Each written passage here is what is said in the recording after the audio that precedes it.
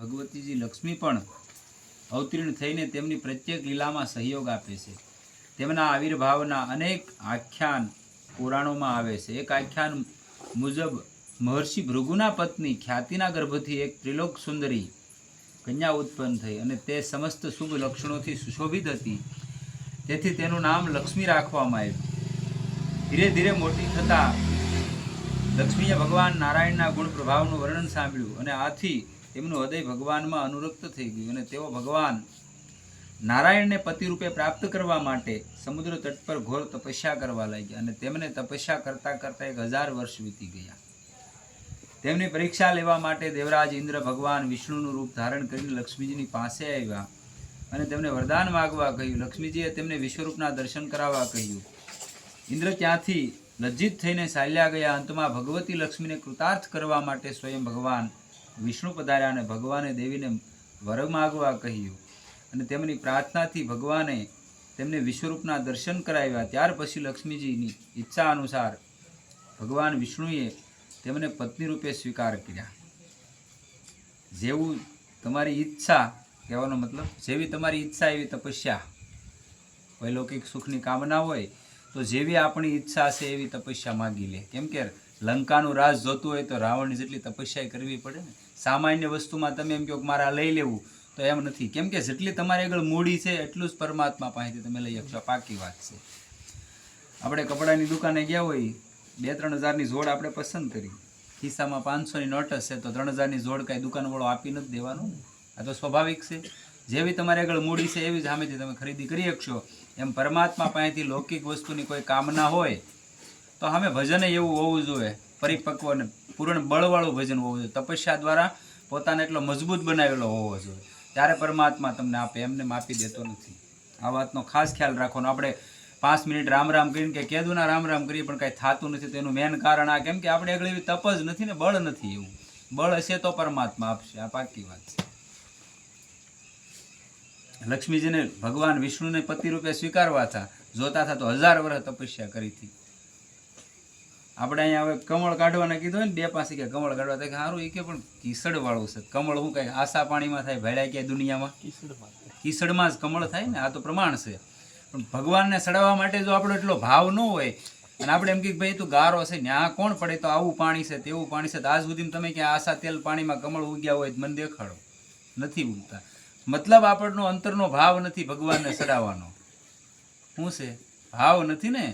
બાકી ગમે એવું હોય તમારો ભાવ હશે તો 100 નહીં 1000 નીકળી જાય ને. લક્ષ્મીજીને જ્યારે પૂજા કરી અને એક કમળ ઘટ્યું હતું, એને પોતાના કમળને એના કહેવાય તેનું સ્તન કાપીને એને સડાવી દીધું. ત્યારે મહાદેવજી એને જે વરદાન આપ્યું હતું લક્ષ્મીજીને એ ત્યારે આપ્યું હતું ને, એમને એમ તો આપ્યું નહોતું. એટલે કોઈ પણ વસ્તુની પરિપક્વતા તમારે આગળ પૂર્ણ હોવી જોઈએ. પૂજા કરો તો એમાં આમ તેમ ન હોવું. ચાલો બકી જાય, બકે નહીં. જે જોવે એ તો જોવે જ તે, તો જ એને પૂજાનું વિધિ વિધાન કહેવાય.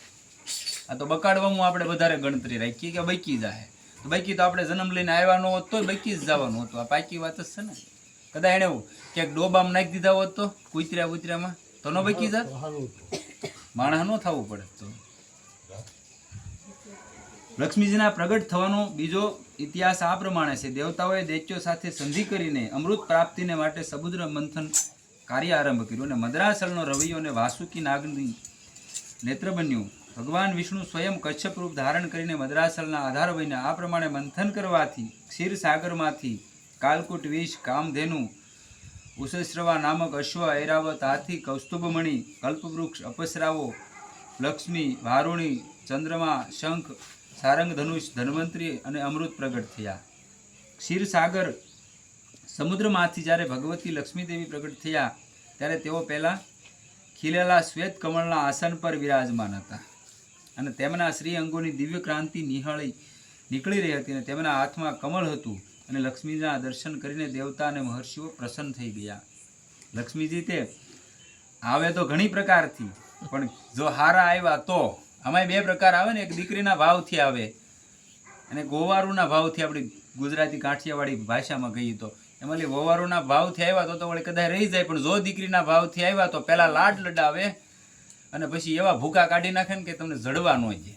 લક્ષ્મીજીનું વાહન જ ઉલ્લુ છે ને, ઓલું લટકતું હોય ને વરવાંગડું, એનું વાહન છે. લક્ષ્મીજી આવે ને એની પાછળ 2-3 વસ્તુ બીજી આવે. એટલે ધ્યાન રાખવાનું, કદાચ આવી જાય ને તો એમ નહીં માની લેવાનું કે હવે આપણે શહેનશાહ થઈ ગયા, કેમ કે ક્યાંય કયક ને અહીંયા રોડે રઝળતા જોયેલા છે. માંધાતા જેવા સમ્રાટ હતા ને એને જ્યારે રાજસૂરી યજ્ઞ કરવો પડ્યો તો પાંડવો જેવા તો નથી ને આપણે. પાંડવોને જ્યારે રાજસૂરી યજ્ઞ કરવો પડ્યો હતો ને તો માંધાતાનું મૂકેલું જે સોનું હતું રાજસૂરી યજ્ઞ કરેલું. આજ પણ હિમાલયની અંદર એ જગ્યા ત્યાં ઉપર જાઓ ને તમે તો એક આખી શૃંખલા કહેવાય પર્વતની, ન્યાયનું હોનું મૂકેલું હતું. ન્યાય અર્જુનને જવું પડ્યું હતું ને લાવવું પડ્યું હતું, એની આગળ પૂર્ણત્વ તો નહોતું. તો આપણે તો શું કહેવાય? લક્ષ્મીજીના દર્શન કરીને દેવતા અને મહર્ષિઓ પ્રસન્ન થઈ ગયા અને તેમણે વૈદિક શ્રી સૂક્તનો પાઠ કરીને લક્ષ્મી દેવનું સ્તવન કર્યું અને બધાની સામે જ તેઓ ભગવાન વિષ્ણુની પાસે ચાલ્યા ગયા.